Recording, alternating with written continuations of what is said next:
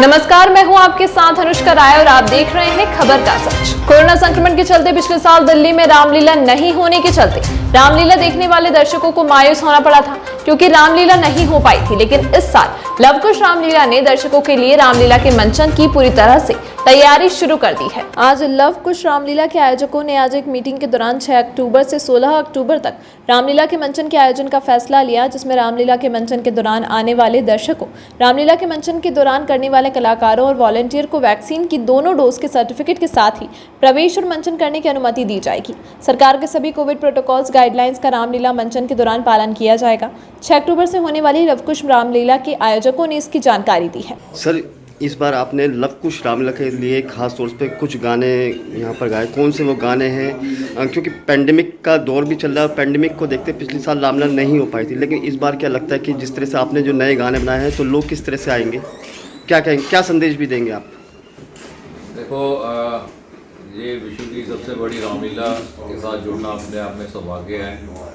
और हमारे साथ अग्रवाल साहब बैठे हैं और अर्जुन जी हैं, इन्होंने इतनी मेहनत की है और उसकी तैयारी ये करते रहते, पेंडेमिक हो चाहे ना हो, इनके गतिविधियाँ उसी सरगर्मी से चलती हैं।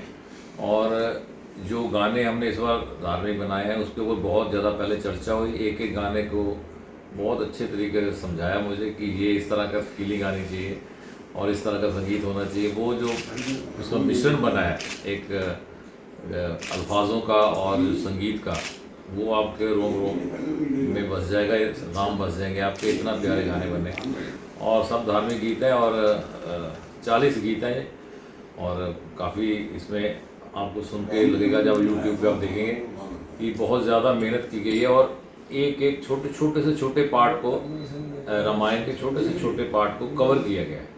कोई छोटी सी भी घटना होगी उसके ऊपर भी आपको एक गीत मिलेगा। कोई बड़ी घटना पे तो गीत होते ही हैं, तो छोटी छोटी जो बीच की बातें हैं उस पर भी आपको तो कुल मिलाकर 40 गाने इसमें हैं। कितनी पहले से तैयारी की गई थी इसको लेकर, कितनी मेहनत लगी है? देखो, गाना बहुत मुश्किल से बनता है क्योंकि पहले गाने के अल्फाज लिखे जाते हैं, फिर उसका संगीत बनता है, फिर आखिर में सिंगर की बारी आती है। तो इसमें तकरीबन हमें अगर टोटल बनाया तो करीबन साल तक का वक्त लगा। जो हमारे लॉन्च आप देख रहे हैं तो इसकी पीछे मेहनत साल की है। सर, कोई एक ऐसा गाना या चौपाई इस समय गाएंगे कि जो उसमें जो आपने नए बनाए? आप सब बताओ कौन सा? पागल मत समझो, राम का प्यारा जाने वाला हूँ, आगे था क्या जी। तो ये एक बहुत ही छोटा सा टॉपिक है जो लोग आम छोड़ देते हैं, तकरीबन हर रामलीला में छोड़ देते हैं कि सुतीक्षण वाला की जो सुतीक्षण, और वो लोग उसको पागल कहते हैं कि राम का दीवाना है, पागलपंथी की बातें करता है। तो उस टॉपिक के ऊपर भी एक हमने इतना सूक्ष्मता से उसके ऊपर गहन करके इन्होंने मुझे से लिखवाया ये, और सुनाता हूँ। मुझे पागल मत समझो, मुझे पागल मत समझो, मैं श्री राम को चाहने वाला हूँ। मुझे पागल मत समझो, मैं श्री राम को चाहने वाला हूँ। मैं भक्ति में पागल हूँ ना के दुनिया का दीवाना हूँ। मैं भक्ति में पागल हूँ ना के दुनिया का दीवाना हूँ। मुझे पागल मत समझो। तो कुल मिला के इस तरह से लगभग 40 गाने इस बार रामलीला में आपने गाए हैं? हाँ, नहीं, मैंने गाए हैं और भी सिंगर्स हैं, तो मिलजुल के बहुत अच्छा काम हुआ है। तो क्या लगता है कि इस बार साल जो दर्शक रामलीला देखने आएंगे उनको ये भजन मन मोह लेंगे?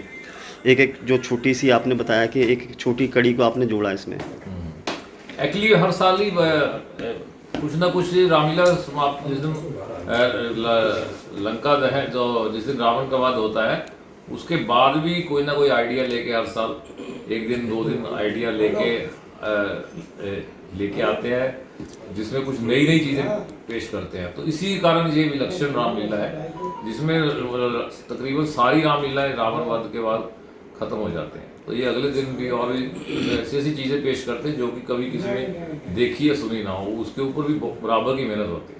ठीक है, थैंक यू। अर्जुन जी, क्योंकि पेंडेमिक भी है, पिछले साल इस वजह से रामलीला नहीं हो पाई थी, लेकिन क्या लगता है इस बार रामलीला हो पाई? और दूसरी कि जो जब दर्शक वहाँ पर रामलीला देखने आएंगे तो क्या संख्या सीमित रहेगी लोगों की? लव कुश रामलीला कमेटी लाल किला मैदान 6 अक्टूबर से लेके और 16 अक्टूबर तक इस बार रामलीला होगी। 15 अक्टूबर को बहुत ही धूमधाम से दशहरा मनाया जाएगा। जैसा कि जानते हैं कि इस कोरोना काल के अंदर पिछले वर्ष रामलीला नहीं हुई, लेकिन इस वर्ष हमारा ये प्रयास होगा कि दिल्ली के अंदर हालात नॉर्मल हों, देश में हालात नॉर्मल हों, और उसके साथ साथ प्रभु राम की लीला जो हम अपनी आने वाली पीढ़ी को संस्कार देना चाहते हैं, वो संस्कार उन बच्चों को प्राप्त हो सके।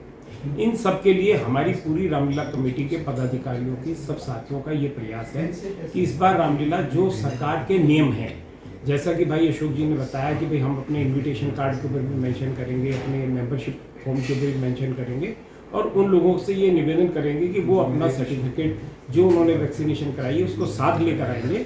तो निश्चित रूप से रामलीला में जो लोग आएंगे, हमारा पर्पस ये नहीं है कि वहाँ पर ज़्यादा संख्या को बुलाकर और कोरोना को न्योता देना है। हमारा पर्पस ये है कि प्रभु राम के संदेश को जन जन तक पहुंचाना है, और उसको पहुंचाने के लिए बहुत सारे इलेक्ट्रॉनिक माध्यम भी है, उनका सहारा लेंगे, लेकिन संख्या को हम लिमिटेड रखेंगे। जितने लोगों को इनवाइट किया जाएगा उतने लोगों को ही प्रवेश दिया जाएगा। वहाँ पे क्या सोशल डिस्टेंस का भी पूरा ध्यान रखना? हाँ, निश्चित रूप से हम जो अंदर की बैठने की व्यवस्था करेंगे उसमें सोशल डिस्टेंसिंग का भी पूरा ध्यान रखा जाएगा। ठीक। आज लवकुश रामलीला के आयोजकों ने रामलीला के मंचन की घोषणा के साथ प्रसिद्ध गायक शंकर साहनी ने लवकुश रामलीला के लिए 40 गीतों की ऑडियो क्लिप भी जारी की, जिसे आवाज शंकर साहनी की है। सर, आज आपने रामलीला के लिए 40 ऐसे नए गानों को लॉन्च किया है। इस बार रामलीला में विशेष क्या हुआ, क्योंकि एक पेंडेमिक का भी समय है, तो किस तरह से आप विशेष सुविधाओं के साथ दर्शकों के लिए रामलीला देखने के लिए जिस तरह का प्लेटफॉर्म तैयार करेंगे आप? एक तो आज 40 गाने हमने रामलीला के अंदर इस साल हमने नए बने हैं, वो रामलीला के मंचन में इस साल इस्तेमाल किए जाएंगे, और उसको आम बोलचाल की भाषा के अंदर ही हमने नए गाने बनाए हैं, और उसको पूरी जनता द्वारा काफ़ी अच्छे ढंग से पसंद किया जाएगा। और जहाँ तक इस समय रामलीला की बात है, रामलीला के अंदर कोरोना काल के अंदर हमने अपनी सभी सदस्यों से निवेदन किया है कि सब अपनी डबल वैक्सीनेशन करा लें, और अपनी और अपने परिवार की वो डबल वैक्सीनेशन करा लें, क्योंकि हम इस साल अभी आज रामलीला कमेटी ने अपनी मीटिंग में फैसला लिया है कि जो भी कार्यकर्ता या जो रामलीला में लोग आएंगे उन्हीं को प्रवेश दिया जाएगा जिन्होंने डबल वैक्सीनेशन कराया हुआ होगा और कोरोना के समस्त नियमों को मानेंगे। उसके अलावा हमने इस साल के लिए विशेष तौर पे अपने जो आर्टिस्ट हैं, जिनको बम्बई से भी आएंगे या कहीं से भी जो आर्टिस्ट हैं, उन सबको भी विशेष तौर पे निवेदन किया है कि उनको अलग अलग डेट पे बुक करने के लिए वो भी अपनी डबल वैक्सीनेशन करा लें। उन्हीं कलाकारों को रामलीला में रोल करने की अनुमति होगी जिन्होंने अपनी डबल वैक्सीनेशन कराई हुई होगी। कर्मचारी भी वहाँ पर वो जो काम करेंगे उनके लिए भी ये कहा गया है कि आप अपनी डबल वैक्सीनेशन करा लें। जो रामलीला के 1000 से अधिक वॉलंटियर सुरक्षा व्यवस्था में लगते हैं, उनको भी आज से कह दिया गया है कि अपनी डबल वैक्सीनेशन की तैयारी कर लें।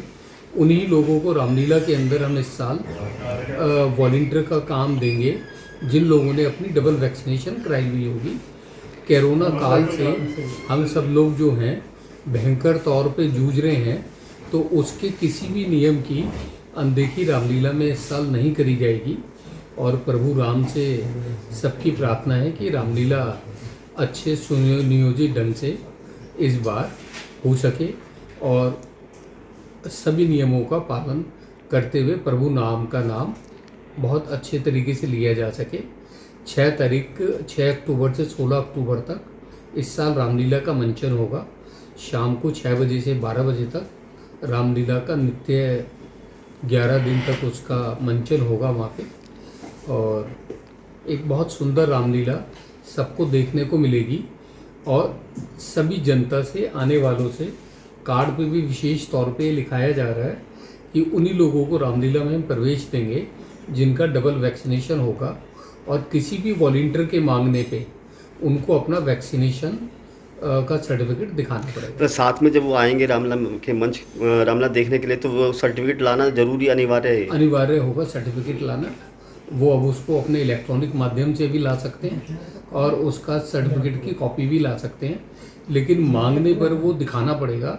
उसके बिना उनको रामलीला में प्रवेश नहीं दिया जाएगा, और अगर कोई कहीं से प्रवेश कर भी गया तो उसको बाहर निकाल दिया जाएगा। ठीक।